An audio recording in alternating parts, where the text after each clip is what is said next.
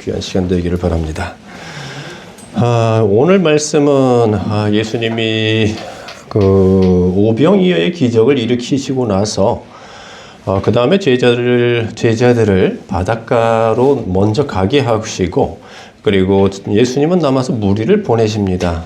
그 5,000명, 남자들만 5,000명인 무리들을 이제 다시 흩어 보내시는데, 시간 공간적인 배경은 지금 저녁이죠. 저녁이 돼가고 있고, 저녁이 돼가고 있으면 이제 그 제자들을 원래는 다른 곳에서는 제자들을 통해서 무리를 보냅니다. 모여있던 백성들을 보내시고, 예수님은 기도하러 산으로 올라가시거나 이제 이렇게 하는데, 이 지금 마가복음에서는 제자들을 재촉하셔서 먼저 배 타고 바닷가로 가게 하세요. 그리고 자기가 무리를 보내는 동안에, 즉 무리 보내는 일을 이번에 당신이 하십니다. 각각이 숨어있는 여러 가지 사건들이 조금 일반적이지 않은 부분들이 많이 보이는데, 그것들을 파고 들어가서 분석을 해내고 또 주시는 감동과 영감에 따라서 보니까 여기에 굉장히 귀한 비밀들이 또 숨겨져 있었던 것을 알게 되죠. 자, 심상치 않은 구절들이 나오는데 한번 봅시다. 45절에 보니까 제자들을 재촉하사, 즉시 제자들을 재촉하사라고 하죠. 왜 즉시 하실까요? 그리고 재촉을 하세요. 빨리 가. 됐어. 여기는 내가 할게. 자기가 무리를 보내는 동안에. 여기 정리는 내가 보낼게. 이 사람들, 이 백성들 보내는 건 내가 할 테니까 너희들은 빨리 배 타고 벳사다로 가. 즉시 재촉하세요. 그리고 배 타고 앞서 건너편 벳사다로 가게 하시고, 이 바다로 지금 빨리 가라고, 배 타고 가라고 밀어넣으세요. 거기다가 뒤에서 보니까 당신은 무리를 작별하신 후에, 무리들을 보내신 후에 기도하러 산으로 올라가십니다. 신기하죠? 마치 재촉해서 즉시 보내시는데 지금 시간에 쫓기는 것 같은 그런 인상과 느낌을 받아요. 마치 바다에서 뭔가 일어나는데 니들 빨리 거기 가서 그거 만나야 돼. 이런 느낌입니다. 마치 뭔가 일어날 걸 미리 알고 그 순간에 맞게 제자들이 거기 가 있어야 하는 것처럼 그렇게 맞게 보내시죠. 그 일어나는 게 뭘까요? 풍랑이죠. 풍랑이 일어나기 전에 거기에 가 있도록 하기 위함이다라고 하는 느낌을 받는데, 그게 맞는지 한번 계속 보겠습니다. 47절에 보니까 저물매, 배는 바다 가운데 있고, 이제 완전히 저문 거예요. 해가 해질녘쯤 돼서 무리들을 다 보내셨고, 그리고 제자들을 보냈는데, 이제 산으로 올라가셔서 이제 기도하는 가운데 보니까 이제 해가 완전히 저물었죠. 그리고 바로 이때 배는 바다에 있는 겁니다. 그리고 예수는 홀로 무태 계시다가 그러니까 산과 바다가 연하여 맞닿아 있는 그런 지형인데, 예수님께서는 산에서 홀로 무태 계시다가 바람이 거스름으로 제자들이 괴롭게 힘들게 노젓는 것을 보십니다. 물론 보이지 않죠. 산이어서 보이지 않겠고, 그리고 깜깜해서 보이지 않겠고, 그러나 예수님께서 이제 보실 수 있으니까 그걸 보십니다. 그리고 밤 4경쯤에 바다 위로 걸어서 저희에게 오십니다. 자, 여기도 신기한 게, 예수님은 그들과 떨어져서 홀로 무태 계셨어요. 풍랑이 일어날 때 그들과 같이 있지 않으려고 하셨네요. 신기하죠?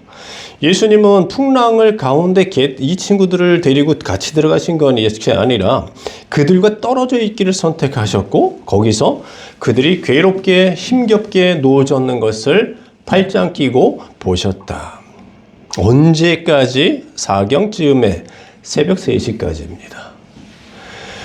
이 날이 저물매부터 밤 4경까지는 대단한 시간이에요, 여러분. 적어도 6시간 이상은 지나야 하죠.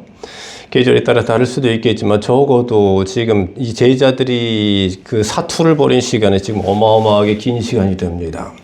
새벽 3시쯤까지 보고 계셨어요. 왜 이렇게까지 오래? 풍랑 속에서 악전고투하고 있는 제자들을 이렇게까지 오래도록, 거기다가 즉시 해지기 전에 즉시 재촉해서 보내시고, 제자들이 바다에서 사투할 동안 예수님은 지켜보셨습니다. 무태에서. 그리고 언제까지? 새벽 3시까지 기다리셨어요.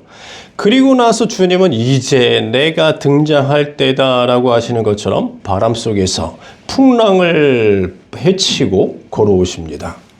거기다가 이 친구들이 못 알아볼까봐 또 지나쳐 가려고까지 하셨어요. 예수님이 여기 배가 있는 걸 모르셨겠습니까? 지금 뭔가 느낌이 있죠? 뭔가 냄새가 납니다.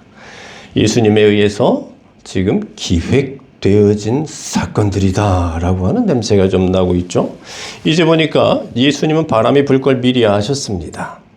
그리고 제자들을 거기로 몰아넣으셨고요. 그리고 지켜보셨고요. 그리고 가장 힘들어할 때 그때 짜잔 하고 폭풍우를 마치 무대에 나올 때 앞에서 풍랑기를 그 거대한 풍선을 틀어놓고 나오는 것처럼 멋있게 바람을 맞으면서 폭풍우를 헤치면서 그렇게 흰 옷을 입으셨으니까 또 잘 보이겠죠. 이렇게 또 지나가십니다. 이제 보니까 그 예수님은 이 풍랑의 이 사건의 기획자이고 그리고 연출자 아니었냐, 그리고 주인공이셨다라고 하는 것을 우리가 생각해 볼 수 있죠. 이제 보니까 이거 주님이 기획하신 일이네요. 일으키신 일이네요. 왜 이런 일을 일으키셨을까 보니까 그 뒤에 나오죠. 49절에 보니까 이들의 지금 상태가 나옵니다. 제자들의 상태가. 제자들이 그의 바다 위로 걸어오심을 보고 유령인가 하여 소리 지르니, 예수를 보고 50절에서 보니까 또 예수를 보고 놀랍니다. 51절에서는 심히 놀라니, 이런 부분들이 나옵니다. 자, 49절에서는 예수님을 보고는 소리 지르고 깍깍거리며 소리 지르고, 50절에서는 놀라고 51절에 또 심히 놀랐다, 이렇게 이야기가 나와요. 그러더니 그 뒤에 그 앞에서는 또 예수님한테 심지어 뭐라고요? 유령이라고까지 이야기를 합니다. 오잉? 예수님을 향해서 유령이라고 고백한 적은 처음입니다. 이후에도 없고 이전에도 없습니다. 너희는 나를 무엇이라 하느냐, 누구라 하느냐라고 했을 때 제자들이 어떻게 고백했는지 우리가 다 알죠. 나다나엘을 찾아가셨을 때에 나다나엘에게 네가 무화과 나무 아래에서 있는 것을 내가 보았다 할 때 그가 어떤 고백을 했는지 여러분 잘 아시죠. 또 제자들에게 큰 일들, 이런저런 일들, 이적 같은 것들을 일으키셨을 때에 그들이 어떻게 예수님을 인식했는지 우리는 이미 알고 있습니다. 그들은 그때 그렇게 이야기했었어요. 예수님은 하나님의 아들이시오, 그리고 이스라엘이 기다리시는 바로 그 메시아라고 이야기를 합니다. 당신은 이스라엘의 임금이로소이다. 당신은 하나님의 아들이심이나이다. 이렇게 멋진 고백을, 땅에 있을 때 평안할 때는 멋진 고백을 합니다. 둘씩 전도 여행을 다녀온 다음에는요, 주의 이름으로 귀신들도 우리에게 항복하더이다. 대단한 그런 이야기까지요. 거기다가 바로 몇 시간 전에는요, 떡 몇 조각으로 5,000명을 먹일 때는 정말 보디가드라도 되는 양. 여러분 생각해 보세요.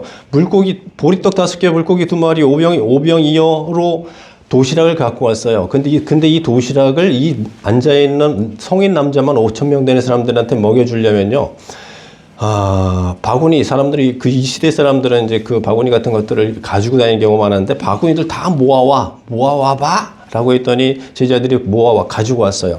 거기에다가 이 도시락 통에서 떡과 물고기들을 꺼내는 거예요, 예수님이. 근데 생각해 보세요. 이 초능력적인 이적적인 현장을 잘 생각해 보십시오. 바구니에서, 도시락 통에서 꺼냈는데 또 있어요. 꺼냈는데 또 있어요. 꺼냈는데 또 있어요. 이 신비 상상 한번 해 보십시오.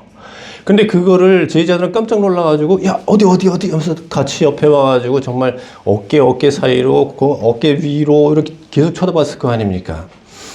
그들은 그 모든 기적과 이적의 초능력적인 신비한 일들의 목격자입니다. 그리고 경험한 자이고 듣고 보고 만져본 자입니다. 정말 증인 중에 증인이죠. 그러지 않나 놀라운 일들이 벌어졌죠. 5,000명에게 먹입니다. 남자만 5,000명이면 아녀자들이 더 많았을 테니까 어마어마한 숫자가 거기에 같이 앉아서 먹었다는데, 그리고 나서 남은 것들을 거두어 보니까 12광주리가 됐다고 하죠. 이 모든 일이 증인이에요. 자, 그러니까 사람들이 마태복음에서는 그렇게 나오죠. 예수님을 옹위에서 왕으로 삼으려고 한다. 그래서 그런 것들 막 진정시키기도 했어야 돼요. 비키세요. 그러다 다쳐요. 보디가드 아닙니까? 12명이나 되는 보디가드가. 그러면서 예수님을 둘러싸고 사람들이 다가오지 못하게 하면서 어깨에 뽕이 잔뜩 들어갔겠죠. 자부심이 대단했겠죠. 예수님을 쫓아다니면서 일어나는 모든 사건들을 볼 때마다 자부심이 빵빵했겠죠. 그러면서 그때는 그 무태에서 안전하고 평안하고 그리고 승리감에 도취되어 있을 때는 그들은 그렇게 이야기했던 겁니다. 예수님은 하나님의 아들이시오. 이스라엘이 기다리는 메시아라고 그렇게 이야기했던 겁니다. 그러나 풍랑 속에서 무엇이라고 얘기합니까? 유령이래요. 아, 왜 귀신이라고 하지? 이 현장이 어느 곳이냐, 현실이 어느 곳이냐, 그 처한 곳이 어느 곳이냐에 따라서 하나님을 인식하는 눈이 바뀌어질 수 있다라고 하는 부분에 여러분 주목하셔야 합니다. 거기에 대해서 그 성경에서는 무엇이라고 그 상황을, 그 상태를, 그런 인식이 부정되어진 그런 상태를 뭐라고 얘기하냐면 52절에 보니까 마음이 둔하여진 상태. 마음이 둔하여졌습니다. 라고 이야기를 하죠. 왜? 그 떡 되시던 일을 깨닫지 못하고 그 떡 되시던 일이 뭐예요? 초능력적인 어마어마한 기적과 이적이라는 겁니다. 예수님이 하나님으로서의 능력을 발휘하던 그 순간을 잊지 못하고 불과 몇 시간 만에 6시간, 7시간 만에 마음이 둔하여졌다. 자, 그럼 여기서 우리는 한 가지 귀중한 진리를 발견하죠. 이들이 폭풍우를 타고 오신 예수님의 방문을 받은 이유는 마음이 둔해져서 정신을 못 차리기 때문이다. 숱한 이적을 경험했습니다.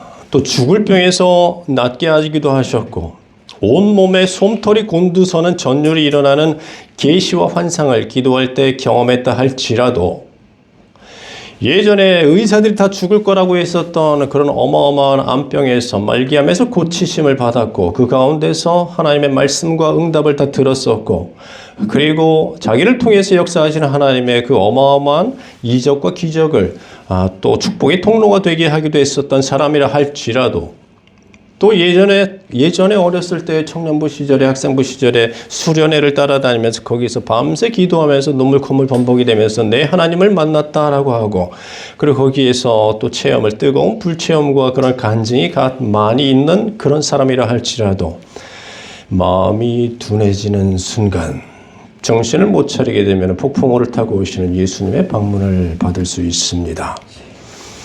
자, 그럼 이 시대 성도들에게 우리가 이 이야기를 놓고 그들에게 전해야 할 그 진리의 말씀들, 마음이 둔하여지는 이유는 뭡니까에 대해서 이야기를 전해야겠죠. 거기에 대해서 성경은 아주 기가 막히게 명확하게 제시합니다. 누가복음 21장 34절. 너희는 스스로 조심하라. 방탕함과 술 취함과 생활의 염려로 마음이 둔하여지고 뜻밖의 그날이 덫과 같이 너희에게 임하리라. 무엇 때문에 둔하여진다고요? 방탕함과 술 취함과 생활의 염려입니다. 방탕함과 술 취함, 우리는 술 안 먹어요. 저는 방탕하지 않아요. 이런 이야기 하실 필요 없어요. 여러분 주변에 있는 이 모든 것들이 다 이 시대에는, 예수님 시대에는 없었어요. 우리가 스마트폰을 보고 TV 드라마를 보고 또 영화를 보고 하는 이 모든 것들, 즉 세속으로 물들게 만드는 이 모든 것들 예수님 시대는 없었습니다. 자신을 지켜 세속에 물들지 아니하는 이것이니라라고 하는 성경의 그 강력한 메시지를 기억하신다면 우리가 세상에 물들지 아니하는 것이 얼마나 큰 것인지를 기억해야 합니다. 그렇다고 한다면 방탕함과 술 취함과 생활의 염려, 이거는 세속에 물들어서 세상 사람들과 똑같이 살아가는 것이라고 이야기할 수가 있죠. 거기다가 생활의 염려라고 하는 것은 지금 우리에게도 직격타로 존재하고 있죠.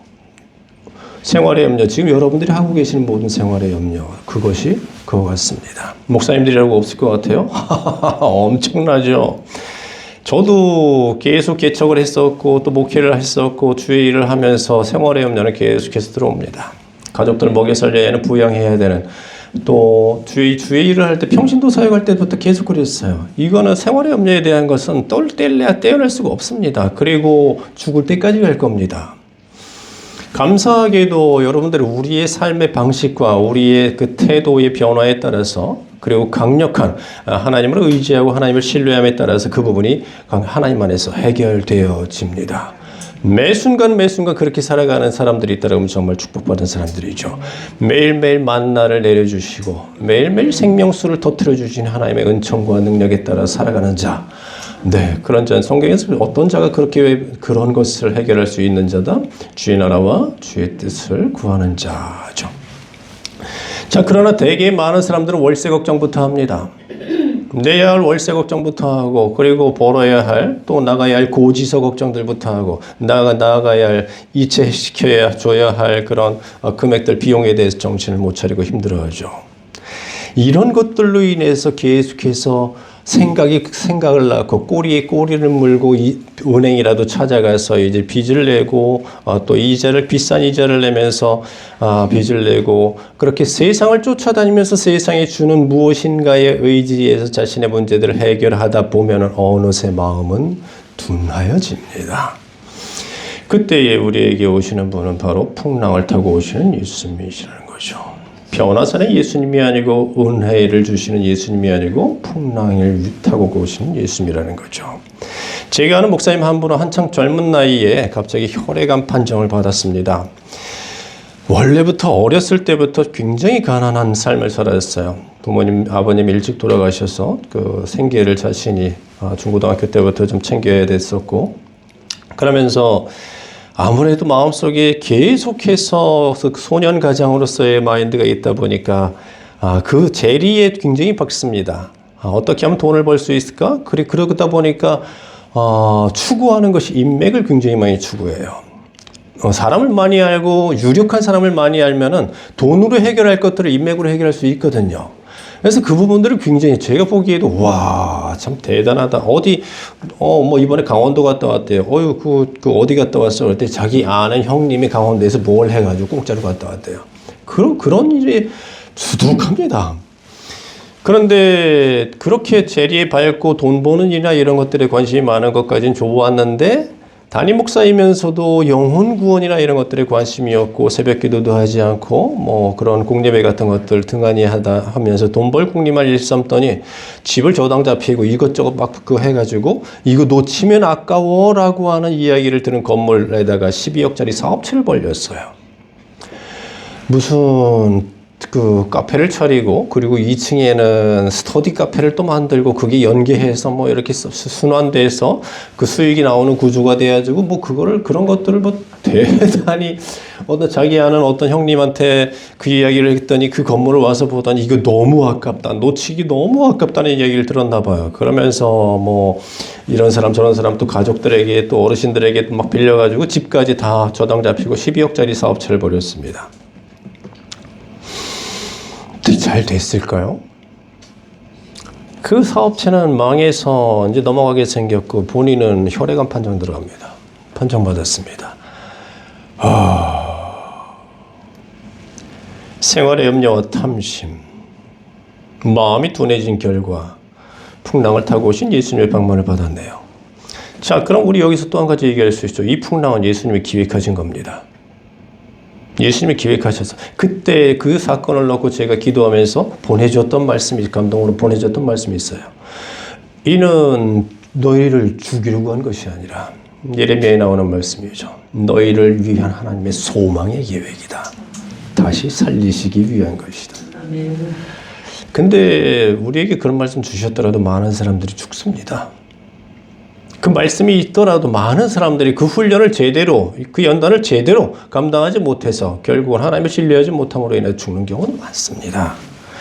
주님이 분명히 기획하셨으나 거기에서 풍랑에서 그 풍랑의 뜻을 알지 못해서 거기에 올라타신 예수님을 발견하지 못해서 예수님이 기획하고 연출하셨는데도 불구하고 거기에 빠져서 크게 무너지고 마는 거죠. 자, 우리 마음이 무너지지 맙시다. 주님이 우리와 함께 하셨던 그 순간들, 그 이적들을 잊어버리지 맙시다. 정말 제자들처럼 무태 있을 때 평안했을 때는 예수님은 하나님의 아들이시라고까지 그 외치고 또 증인 삼았었고 간증하고 설교하고 고백했었던 우리지만 그러나 세상에 부러울 것이 하나도 없었던 그 평안한 때가 아니라 바닷속에서 풍랑 가운데 있을 때에 우리는 예수님을 유령이라고 부르고 있는 것은 아닌지 또 돌아봅시다. 평안할 때는 정말 걱정 근심도 없었어요. 두려움도 존재하지 않았고 가난이나 위험 같은 것들은 내 발밑에 있는 것조차 보였고 죽음조차 두렵지 않았습니다. 그때의 주님 품 안에서 기적을 경험했던 그 소중한 기억을 기념해서 노트에 적어 놓으셔야 합니다. 마음밭에 적어 놓으셔야 합니다. 자녀들에게 전하면서 가정에서 기념하기를 게을리하지 말아야 합니다. 그거 다 잊어버리면 나중에 풍랑 맞았을 때 하나도 생각이 안 나요. 제가 해보니까 그렇더라고요. 나중에 고난이 오니까요. 옛날에 뭐 어떻게 했던 거 하나도 기억 안 나요. 다행히 감사하게도 저는 40살 때부터 영성일기라고 하는 일기를 기록하기 시작해서 그것들이 큰 자산이 되어 왔는데 일기를 써놓으면 그와 유사한 사건이 있을 때 유사한 승리의 기록들을 끄집어내면서 하나님은 과연 살아계시노라! 이겨낼 수 있었습니다. 제가 가끔 소리가 뻑뻑 올라가는 경우가 있는데 기도할 때 그런 게 있거든. 이제 오기가 발동할 때가 있어요. 그러면 이제 저 스스로에 대해서 이것밖에 안 되냐 하면서 이제 확 불이 이제 일어나는 경우가 많은데, 설교할 때도 가끔 그럴 때가 있습니다. 그때 그 개념들을 기억하고 있다가 풍랑을 맞이했을 때, 고난이 찾아왔을 때 이겨낼 수 있는 것이 지혜로운 자라고 할 수 있을 것 같습니다. 과거에 아무리 위암 말기에서 기적적으로 나았다 할지라도 마음이 둔하여진 자는 가난의 풍랑을 경험할 수 있습니다. 전에 사업체 부도를 극적으로 이겨냈다 해도 마음이 둔하여지면 교통사고의 풍랑을 경험할 수 있습니다. 그러나 이 메시지가, 이 말씀이 네거티브로만 작용하는 것이 아닌 이유는 만약에 우리가 요즘 방금 전에 드렸던 말씀처럼 그 목사님의 말씀처럼 풍랑 속에 있는 상태라 할지라도 저는 오히려 기뻐하라고 권면하고 싶습니다. 왜요? 거기에 예수님 타고 계세요. 아멘. 이 패러독스, 이 거룩한 패러독스 어마어마하지 않습니까? 잘 보면 거기에 흰옷 입고 우리에게 다가오시는 예수님이 보이세요. 이 풍랑은 당신을 만나주시기 위해 주님께서 친히 일으키신 바람입니다. 눈을 들어서 그 풍랑 속을 자세히 들여다보면 거기에 주님을 발견할 수 있습니다. 어떤 분이 이렇게 얘기할지 모르죠. 목사님, 저는 풍랑이 너무 오래됐어요. 이제는 너무 지치고 곤비합니다. 그러나 그 바람 때문에요. 제자들은 밤 사경이 될 때까지 고생했다는 얘기가 아니에요. 밤 사경이 될 때까지 예수님으로부터 멀리 떨어지지 않았습니다. 무트로부터 멀리 가지 못했어요. 이 사실을 기억하십시오. 그 풍랑으로 인해서 제자들은 예수님이 계셨던 그 산으로부터 멀리 가지 못하고 근처에서 헤매고 있었죠. 여러분께서 오래되고 지치고 지긋지긋하고 곤비하다라고 이야기하실지 몰라도 그러나 그것으로 인해서 여러분이 하나님께로부터 멀리 떨어지지 않는 장치로 그것이 기능하고 있다는 사실을 우리 기억합시다. 우리 오히려 기뻐해야죠. 만왕의 양께서 여러분을 하나를 위해 작품을 기획하셨고 연출하셨고 그리고 새벽이 가까운 시간이며 여러분이 요청하기만 하면은 당신 배에 오르실 것이며 이미 올라 계실 것이란 사실.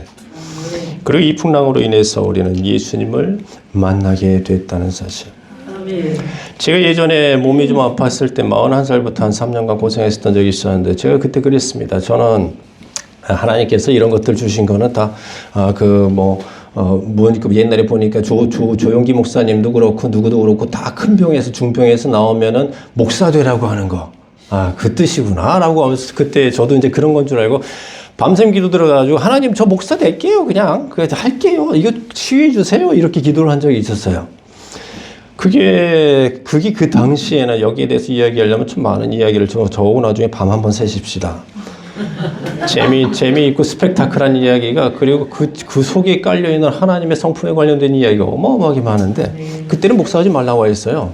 왜냐하면은 제가 뜨거워서 대학로에서 연출 같은 거 하면서 대학로에 있는 배우들 데려다가 다 구원시키고 이제 그랬었거든요. 사무실이 교회가 되게 하는 그런 일들을 하고 있었는데 그 목사들께요 그랬더니 그때 하신 말씀은 세상이 죽어가기 때문에 내가 세상을 구원하기 위해서 예를 들어서 삼성전자에 김 집사가 있다고 하자. 그럼 그 김 집사에게 내가 은혜를 퍼부어줘서 그가 그 삼성전자를 구원하게 하라고 했더니 그가 은혜가 충만해지더니 신학하고 교회로 들어가 교회에 집거한다.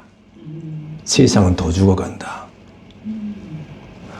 너는 목사가 하고 싶으면 그곳에서 하거라. 그곳을 살려라. 대학로. 아, 알겠습니다. 그러면서 그날 그거 받고선 다시 엎드려 기도하면서 이제 병 고침을 위해서 40일 기도, 작전 기도 12시간 금식하면서 이제 이렇게 했었는데, 근데 지금 왜 목사 됐어요? 뭐 목사 되셨어요? 라는 질문을 여러분들이 하실까봐 미리 좀 말씀을 드리면, 그래서 계속해서 평신도 사역을 어마어마하게 했었어요. 그랬더니 성령께서 임하시고 제 입을 통해서 많은 사람들이 구원받게 하고 하셨는데, 그러면서 귀신 들린 애들 또 이제 낫게 하고 또 케어하고 이런 일들이 자꾸 벌어져요. 제가 하고 싶은 게 아니라. 그러다 보니까 제 주위에 사람들이 모여들기 시작하고 같이 기도운동 일으키기 시작하고 기도운동 하니까 갑자기 뜨거워져서 그 안에서 성령의 역사가 일어나는데 교회에서 방해를 해요. 평신도가 신학했어? 이게 10년 동안 따라다닙니다. 계속해서 따라다니다 나중에는 교회가 두 쪽이 날 정도까지 갔어요.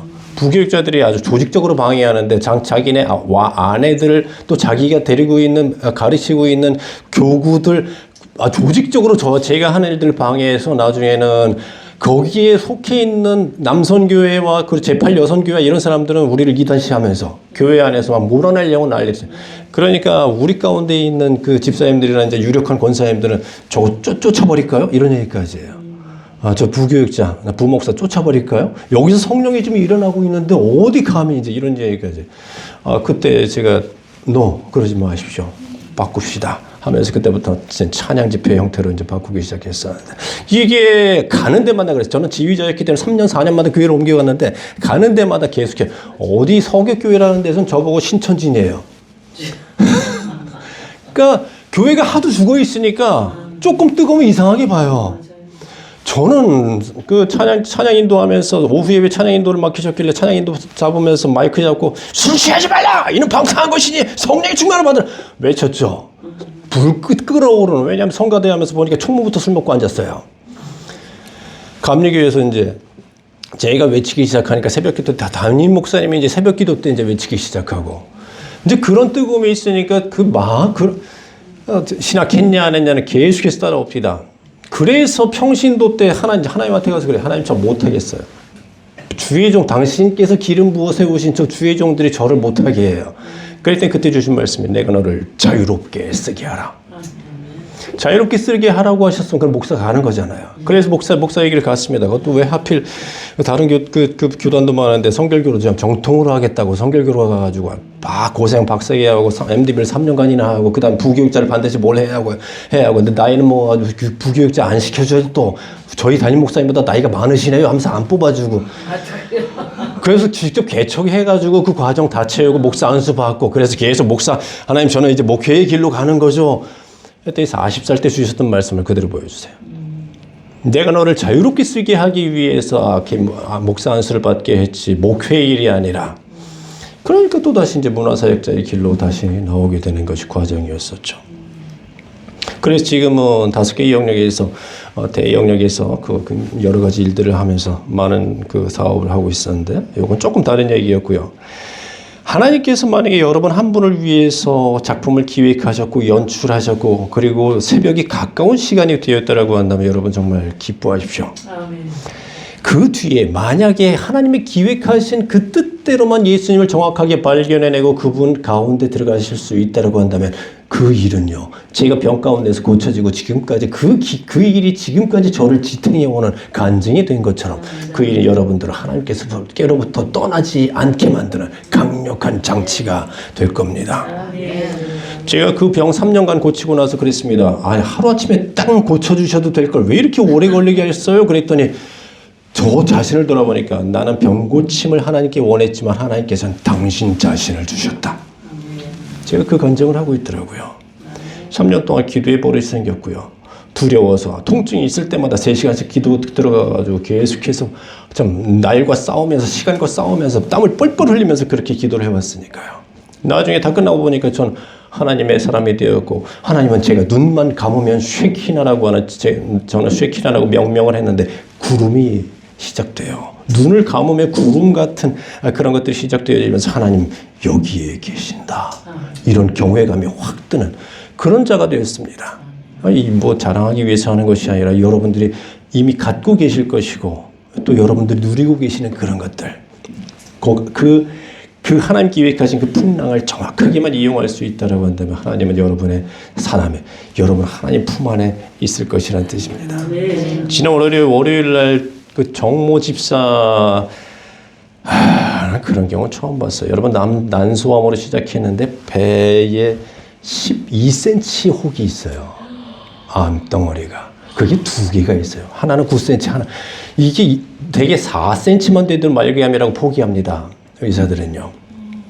1cm, 0.5cm 이럴 때나 이거 빨리 수술해야 돼 이런 얘기를 하지. 근데 이게 12cm 또 9cm 이런 것들이 두 개가 보니까 무슨 큰 물고기 알 같은 것들이 그러니까 자기 찍은 사진을 보여주더라고요. 초음파나 그 찍은 사진을 보여주는데 그런 것들이 두 개가 이렇게 딱 들어있는데 그게 척추를 누르고요. 배를 누르고 해서 아파가지고 정말 힘들어가지고. 근데 의사들은 지금 수술할 수 있는 시기는 지났다고 포기했어요. 그러니까 이분은 거기 들어가가지고 믿음으로 싸우고 있는데 놀라지 마십시오. 3년 동안 지금 싸우고 있습니다. 3년 동안. 한 6개월에 한 번씩 제가 가서 같이 그 기도해 주면서 그리고 말씀을 전하고 하는데 그때 한 번 2년 전쯤인가 그 사람을 놓고 간절히 기도할 때에 금식하면서 간절히 기도하면서 이 자매에 왜냐하면 일평생 지멋대로 살았어요. 결혼도 안 하고. 그러다가 남자 하나 만나가지고 또 결혼도 안 하고 같이 살고 있었고. 그러니까 방탕한 삶을 살았었죠. 그러다가 이 병이 오고 나서부터 이제 하나님을 찾기 시작했는데 어떻게 하나님 찾게 됐는지 그것도 참 대단해요. 처음에는 불교 갔었대요.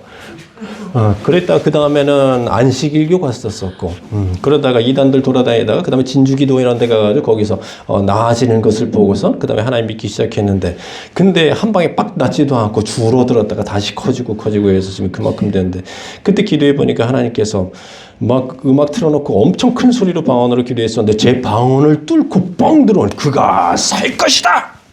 아멘. 하나님, 네, 알겠습니다. 감사합니다. 가서 그 사람에게 전해줬어요. 오늘 제게 주신 그 기도 응답이 하나님께서 말씀하셨습니다. 그래서 그거 전해줬더니 감사합니다. 하고서 갔는데 그 후부터 그 말씀 붙잡고 살고 있는 거예요. 싸우고 있는 거예요. 의사들이 아무리 뭐라고 했다 하더라도 계속 싸워요. 항암을 항암대로 하면서 하든지 말든지 그 제대로 의지하지도 않고 오직 하나님 붙잡고 싸우고 있어요. 그런데 이번에 지난 월요일날 가보니까 지친 상태예요. 아까 말씀드렸던 것처럼 오래되어서 지치고 이제 번아웃 되어져서 눈물 흘리면서 그러더라고요. 내 주위에 아무도 없고 부부 하나 있었는데 언니들도 이제 오지도 않고 찾아오는 사람 아무도 없이 나는 혼자서 이곳에서 외로운 싸움을 지금 하고 있다. 그래서 엉엉 울더라고요. 그러면서 이제는 다 내려놓고 포기하고 천국 가고 싶다 이제 이런 이야기를 합니다. 한참 때는 성령 충만해서 저는 다 나오면은 선교사 가겠다고 했던 그런 분이, 모든 재산 전 재산을 다 팔아서 선교사 가겠다고 했었던 그분이 지금은 다 내려놓고 천국 가고 싶다고 포기하고 싶다고 이야기합니다. 그 순간 제 속에서 하나님께서 역사하실 때 저한테는 이제 느낌이 있는데 제 속에서 불이 확 올라가서 꼭대기까지 정수리까지 확 태웁니다. 전율이 일어나는데 제가 아무것도 하지 않을 때 그런 일이 나요. 그 전율이 일어날 때가 여러 번 있는데 말씀 전할 때도 있고 하는데 그게 훅 일어나면 이건 나를 통해서 역사하심. 그러면서 눈이 열리듯이 전해줘야 할 말이 딱 보입니다. 그때 전해준 말이 바로 이겁니다. 당신은 믿음으로 혼자 싸웠죠. 믿습니다 하면서 말씀 암기하고 혼자 외쳤죠. 당신의 목적은요, 이것을 하나님께서 기획하신 하나님의 그 이유와 목적은 당신에게 하나님을 주시기 위함이지 기껏 병이나 하나 고치고 그 간증하라고 하는 게 아니라고. 이제는 기도의 방향을 바꾸십시오. 이전에는 병마야 물러가라. 예수 그리스도의 이름으로 또 성경 달달달달 외우면서 병 치유에 관련된 말씀 달달달 외우면서 병마야 물러가라, 마귀야 물러가라, 이것들을 주는 더러운 귀신들아 떠나가라라고 했었다고 한다면 이제는 하나님을 찾으십시오. 지금 당장 내가 가면 골방에 들어가가지고 흑암 가운데 계신 하나님을 그 안에 뛰어들어가서 그분 품에 안기세요. 그 품에 안기는 작업과 그 경험을 수십 번 해보십시오. 그랬을 때에 하나님 주변에 어떤 부정적인 것도 존재할 수 없기 때문에 질병은 치유될 겁니다. 그렇게 다시 태어난 당신은 그 후로부터 이제 정말 하나님 안에서 사역하는 사역자가 될 겁니다. 그 이야기를 하는 동안 하나님께서 제 속에서 어마어마하게 역사하시는 것을 제가 느꼈습니다. 그래서 오늘 이 풍랑 속에 있는 상태라고 한다면 그분들께 드리고 싶은 이 권면의 말씀이 바로 이겁니다. 마음이 둔해져서 우리는 그렇게 될 수도 있습니다. 어느 순간 그렇게 될 수도 있어요. 누구에게나 고난은 찾아옵니다. 그러나 그 고난 속에 계시는 예수님을 정확하게 바라보고 그분 안에 들어가는 연습만 할 수 있다고 한다면 그것은 축복이 되어진다는 사실. 더 이상 고난이 아니라 축복이 되어질 수 있다는 사실. 그건 공식입니다. 성경을 통해서 항상 발견되어지는 공식이죠. 그러므로 우리가 겪고 있는 이 풍랑은 지존하신 창조주께서 정말 벌레만도 못한 피조물에게 찾아오시는 위대한 사건이라는 사실. 그렇게 예수님은 풍랑을 타고 우리에게 찾아오셨다는 사실을 우리 기억합시다. 기도할게요.